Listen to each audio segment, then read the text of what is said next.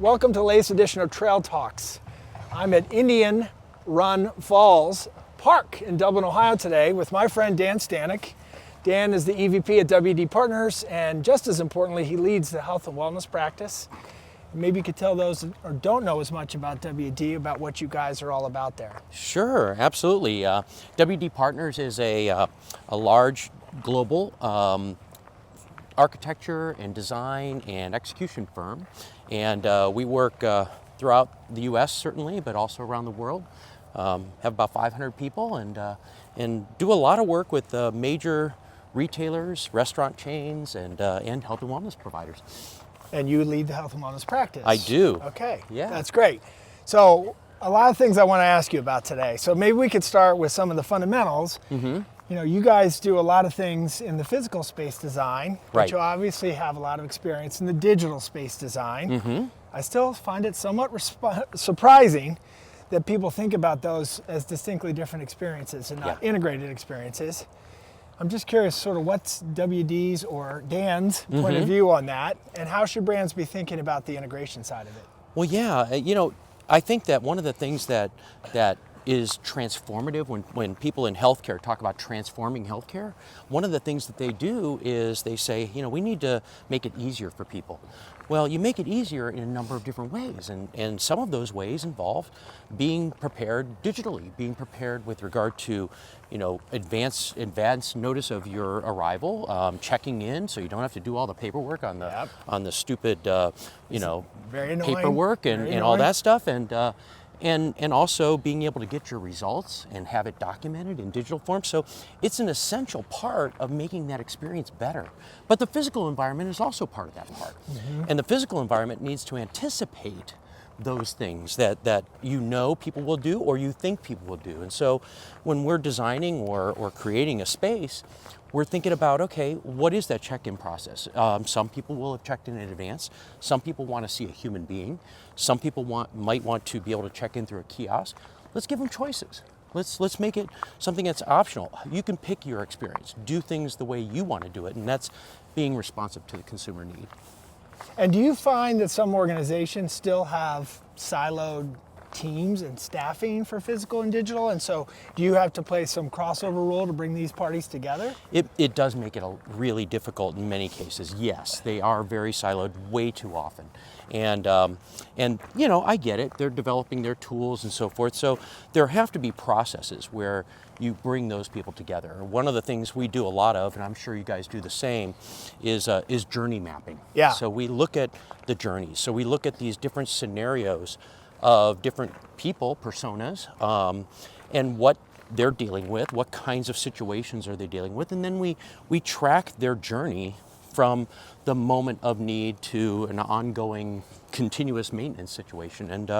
And we look at what they're doing, what they're thinking, feeling, and doing at that time, and also really understand where are the pain points, where are the moments of delight.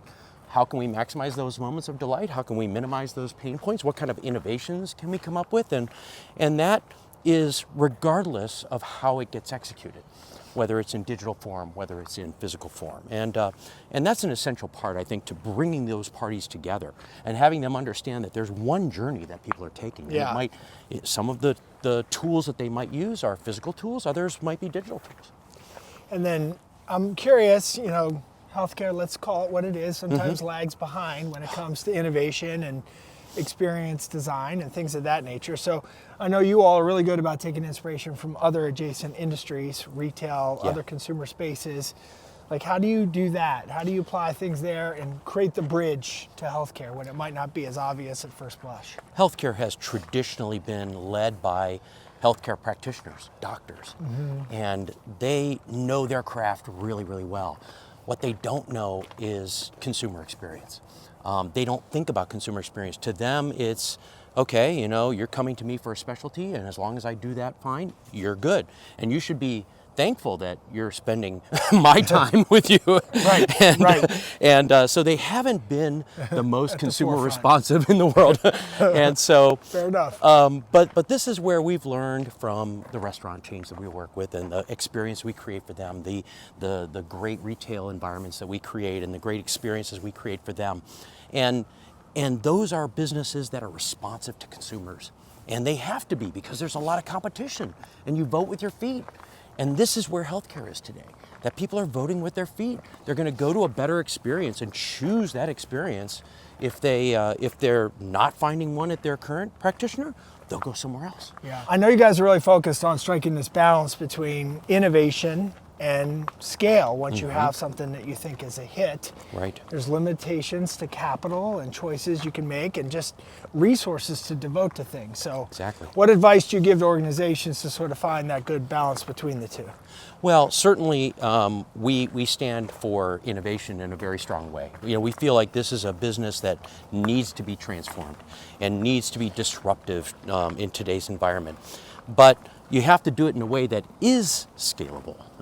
And if you're going to expand it and reach the people that need it, then it has to be something that can scale. And that means not just the environment, which certainly the environment and the cost of the environment, the way that the environment is executed, whether you're using materials that are scalable, whether you're using elements in your design that are scalable, but also the business model. And there's a shortage of practitioners in almost all healthcare today.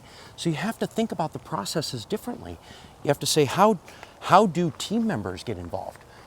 How can people who are maybe non-clinical staff, how can they support the process and make it something that's more scalable? Because you're going to be limited by the physicians if you're only thinking about the highly trained practitioners.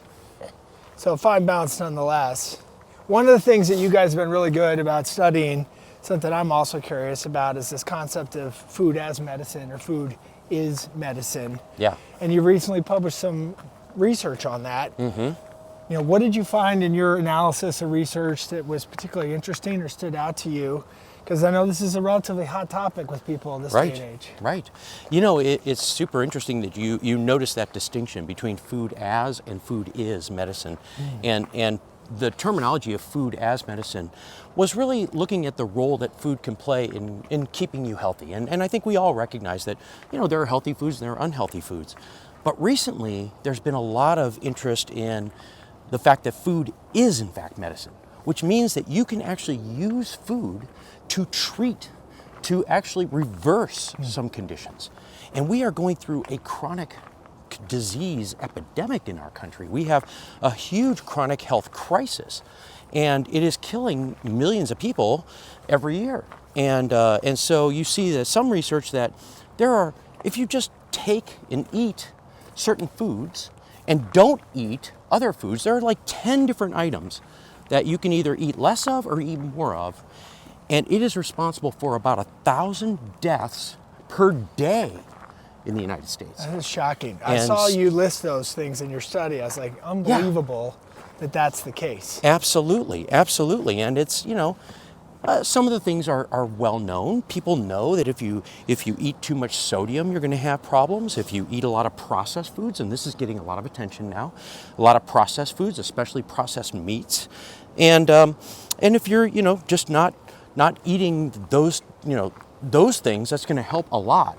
But then when you add to that, eating what really kind of equates to the Mediterranean diet, if you think about it, a lot of fish, a lot of vegetables, a lot of fruit, the things that we all know we should be doing, but getting people to do it is a challenge. Yeah, it's a challenge. And in your study, you did say, it's not like nothing's going on. There are some interesting companies or programs in place that are really trying to hit this head on. Oh, absolutely. What are some that maybe stood out to you?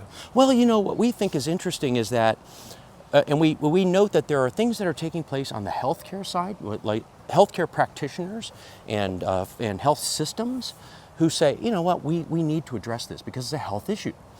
And so they are actually getting into the business, if you will, of food to some extent, which I think is very interesting. So they're doing that by, like Geisinger, for instance, is actually prescribing food. So they have what's called the fresh food pharmacy, all F's, not PH, and Good.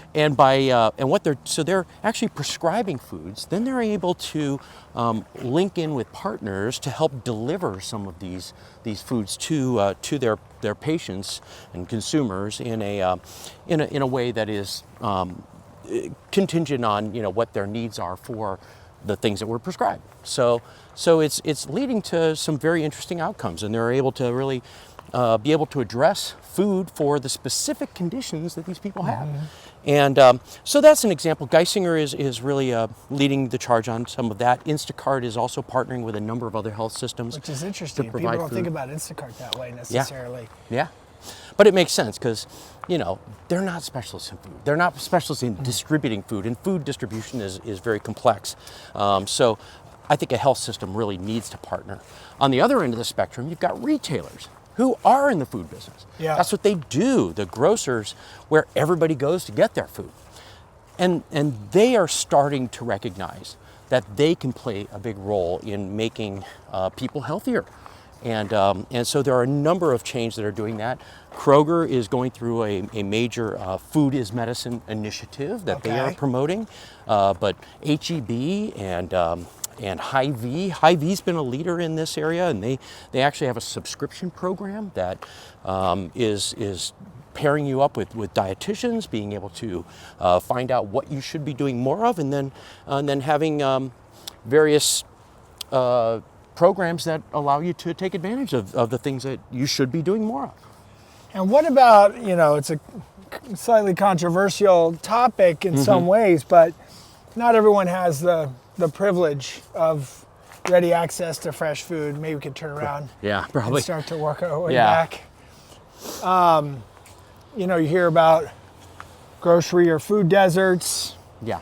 Is that where some of those other programs that are a little bit more mobile, if you will, or are you seeing anything that's happening more in those kind of environments where there's just purely less access to things? The topic of social determinants of health is a big topic, and food insecurity and food access is one of those areas that are, certainly a part of social determinants of health. I think that's a slower burn because it probably relies more on government intervention, and we all know how the government moves. And so, it's a slower process. It's one that requires more investment, and that's not always easy to get. And let's face it, when you're talking about the places where there's less food security, they're often not the most profitable customers, and so a lot of people choose not to invest in that area, and so it's tragic, but it's a reality, and so I think that's a longer term initiative and probably requires more government regulation. Well, I know you study a wide swath of things in health and wellness, so as you look out on the horizon, are there some trends even beyond what we've talked about that are sort of catching your interest, and maybe some interesting movements going on in the space that people aren't seeing fully quite yet? Well, I think it's starting to become a big topic, and this is the area of really what I call proactive versus reactive healthcare. And this is getting a lot more attention, and will be getting more attention certainly over the next 4 years as we have a new administration that is, a lot of the discussion is about that proactive approach to health. And I think it does involve food, and it does involve lifestyle, and it does involve basically nipping disease states in the bud before they become chronic, before they become a problem. And I think this is going to become a major topic over the next few years. And it already was starting to get a lot of attention, but now I think it's going to really amp up. So I think that is a key one. And then, of course, everybody's on one about AI, right?